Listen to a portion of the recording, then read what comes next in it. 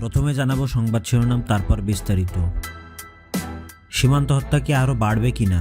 সীমান্ত হত্যা নিয়ে যা বলল পররাষ্ট্র উপদেষ্টা। যে ভয়ে দেশে আসছে না তারেক রহমান। এতক্ষণ শুনছিলেন সংবাদ শিরোনাম, এবার শুনবেন বিস্তারিত। পররাষ্ট্র উপদেষ্টা মোহাম্মদ তৌহিদ হোসেন বলেছেন, চিকেন নেককে কেন্দ্র করে এই এলাকায় বাংলাদেশ সংক্ষুব্ধ করবে না। ভারতের সঙ্গে চীনের সম্পর্ক আছে, ভারত চিন্তিত হতে পারে, আমাদের কোনো সংশ্লিষ্টতা নেই। আজ সোমবার 7 ডিসেম্বর নীলফামারীতে প্রস্তাবিত 1000 শয্যা বিশিষ্ট হাসপাতালের স্থান পরিদর্শন শেষে পররাষ্ট্র উপদেষ্টা এসব কথা বলেন। এ সময় তিনি বলেন, বল প্রয়োগ করে সীমান্ত হত্যা বন্ধ করা যাবে না, আমাদের সাবধান থাকতে হবে।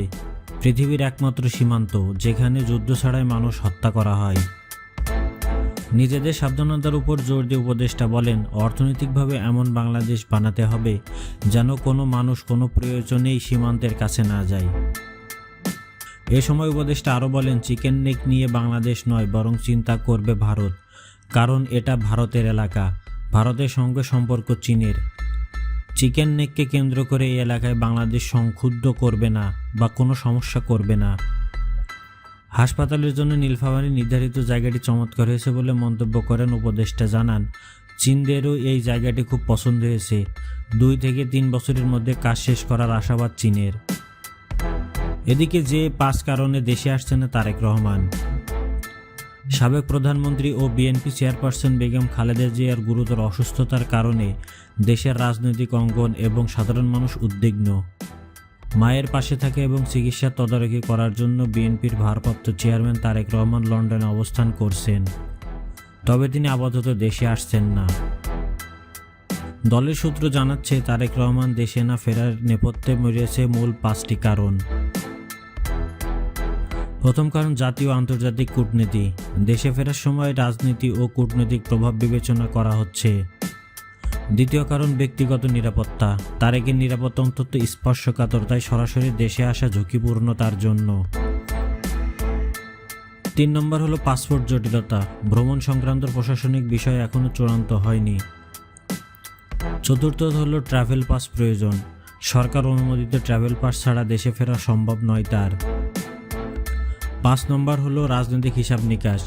দলীয় রাজনৈতিক পরিস্থিতি এখনও দেশের অভ্যন্তরীণ ও বাহ্যিক বিভিন্ন প্রভাবের মধ্যে সমন্বয় প্রক্রিয়াধীন। তারেক নিজেও ফেসবুকে উল্লেখ করেছেন, মায়ের পাশে থাকার আকাঙ্ক্ষা তার অনেক, কিন্তু সিদ্ধান্ত এককভাবে নেওয়া তার নিয়ন্ত্রণাধীন নয়। তিনি দেশে ফেরা সংক্রান্ত সব বিষয় দেশি বিদেশি চিকিৎসকদের সমন্বিত মেডিকেল বোর্ডের পরামর্শ অনুযায়ী করছেন। বিএনপি সূত্র জানায়, খালেদা জিয়ার অবস্থা উন্নতি হলে তাকে দ্রুত বিদেশের উন্নত চিকিৎসার জন্য নেওয়া হবে, যেখানে তারেকের উপস্থিতি নিশ্চিত থাকবে। বিদেশ যাওয়ার জন্য সর্বোচ্চ পছন্দ হচ্ছে যুক্তরাজ্যের লন্ডন ক্লিনিক হাসপাতাল, যেখানে খালেদা জিয়া আগেও চিকিৎসা পেয়েছেন। বিএনপি মহাসচিব মির্জা ফখরুল ইসলাম আলমগীর বলেন, পরিস্থিতি সুবিধাজনক হলে এবং মায়ের চিকিৎসা প্রয়োজন মতো বিদেশে হলে তিনি শিগগিরই দেশে ফিরবেন। এদিকে আপাতত লন্ডন যাচ্ছে না খালেদা জিয়া, আসছে না এয়ার অ্যাম্বুলেন্স। সাবেক প্রধানমন্ত্রী এবং বিএনপি চেয়ারপারসন বেগম খালেদা জিয়াকে লন্ডনের হাসপাতালে নিতে এয়ার অ্যাম্বুলেন্স মঙ্গলবার সকাল 8টায় হজরত শাহজালাল আন্তর্জাতিক বিমানবন্দরে অবতরণের অনুমতি দিয়েছিল, তবে সেই অনুমতি বাতিল করেছে তারা, অর্থাৎ মঙ্গলবার খালেদা জিয়া লন্ডন যাচ্ছেন না। বেসামরিক বিমান চলাচল কর্তৃপক্ষ একজন দায়িত্বশীল কর্মকর্তা বিষয়টি নিশ্চিত করেছেন। তিনি বলেন, জার্মান ভিত্তিক এফআই এভিয়েশন গ্রুপ স্থানীয় সমন্বয়কারী সংস্থার মাধ্যমে পূর্বের স্লট অনুমোদন প্রত্যাহারের আনুষ্ঠানিক আবেদন করেছে। এটি আমরা পররাষ্ট্র মন্ত্রণালয়ে পাঠিয়েছি। রোববার জমা দেওয়া অপারেটরের প্রাথমিক আবেদনের ভিত্তিতে এয়ার অ্যাম্বুলেন্সটি মঙ্গলবার সকাল 8টায় অবতরণ ও একই দিন রাত 9টার দিকে খালেদা জিয়াকে নিয়ে উড্ডয়নের অনুমতি চেয়েছিল। কাতার সরকারের পৃষ্ঠপোষকতায় জার্মানি বিভিন্ন এফআইএ এভিয়েশন গ্রুপ থেকে ভাড়া নেওয়া হয়। এয়ার অ্যাম্বুলেন্সটি বোমবার্ডিয়ার চ্যালেঞ্জার 604 মডেলের একটি বিজনেস জেট বা দীর্ঘ দূরত্বের মেডিকেল ইকুইপমেন্ট সহর জন্য ব্যাপকভাবে ব্যবহৃত হয়।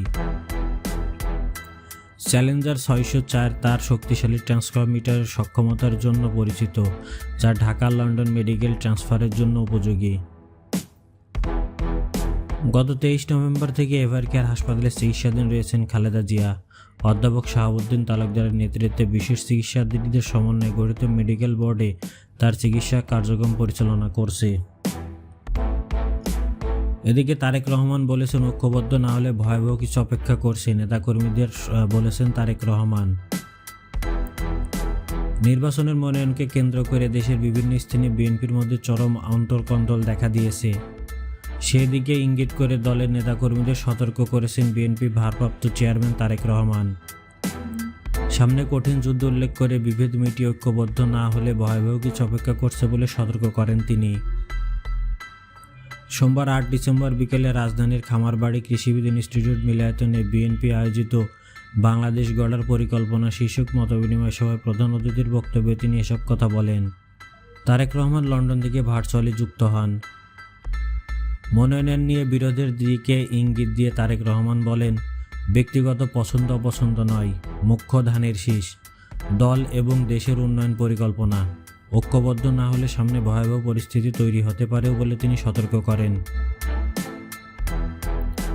বিএনপির ভারপ্রাপ্ত চেয়ারম্যান বলেন, কম বেশি যেটা ভালো মনে হয়েছে সেই সিদ্ধান্তই নেওয়া হয়েছে। তোমার এলাকার প্রার্থীর ঘোষণা হয়েছে, হয়তো তুমি যাকে পছন্দ করতে সে মনোনয়ন পায়নি, যে পেয়েছে তার সঙ্গে তোমার যোগাযোগ কম। কিন্তু আরে ভাই, তুমি তো প্রার্থীর জন্য নয়, তুমি ধানের শীষের জন্য, দলের জন্য। এখানে প্রার্থী মুখ্য নয়, মুখ্য তোমার দল, দেশের উন্নয়ন পরিকল্পনা মুখ্য হলো ধানের শীষ। তারেক রহমান বলেন, সামনে যুদ্ধটা অনেক কঠিন, ঐক্যবদ্ধ না হতে পারলে সামনে ভয়াবহ কিছু অপেক্ষা করছে। আন্দোলনের সময় যেমন জনগণের বুঝিয়েছিল, তেমনি দেশ গড়ার পরিকল্পনা সম্পর্কেও তাদের বোঝাতে হবে, সম্পৃক্ত করতে হবে। জনগণের অংশগ্রহণ ছাড়া কোনো কিছুই বাস্তবে সম্ভব নয়। এই সময় তিনি জামাত ইসলামের দিকে ইঙ্গিত করে দলটির কিছু বক্তব্যের সমালোচনা করেন। তিনি বলেন, এখন দেশে এক ধরনের প্রচারণা চলছে, একজন বিশেষ কেউ ভালো আর বাকি সবাই খারাপ। এটা গণতন্ত্রের জন্য ডেঞ্জারাস ব্যাপার। তারেক রহমান বলেন, গত 16 বছর ধরে একটা দল প্রচার করত শুধু তারাই ভালো আর বাকি সব খারাপ। 5 তারিখের পর সেটি বোধহয় কোনো পরিবর্তন হয়নি। বিএনপির ভারপ্রাপ্ত চেয়ারম্যান বলেন, এখনও আবার এক ধরনের প্রচারণা চলছে যে একজন ভালো আর বাকি সবাই খারাপ। এসব প্রচারণা পরিবর্তন অত্যন্ত জরুরি। বর্তমান দেশের অর্থনৈতিক দুরবস্থা চলছে উল্লেখ করে তিনি বলেন, দেশের অর্থনৈতিক ব্যবস্থা ধ্বংস। সেই অবস্থা পরিবর্তন করতে হলে জনগণের অংশগ্রহণ ছাড়া আমরা পারব না।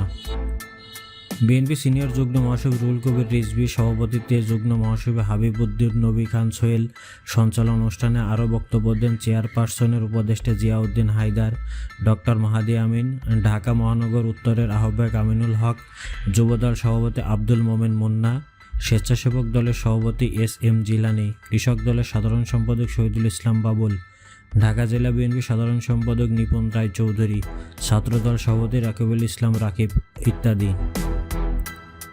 প্রিয় দর্শক, এ ধরনের সংবাদ শুনতে চ্যানেলটি সাবস্ক্রাইব করে আমাদের সাথেই থাকুন। আল্লাহ হাফেজ।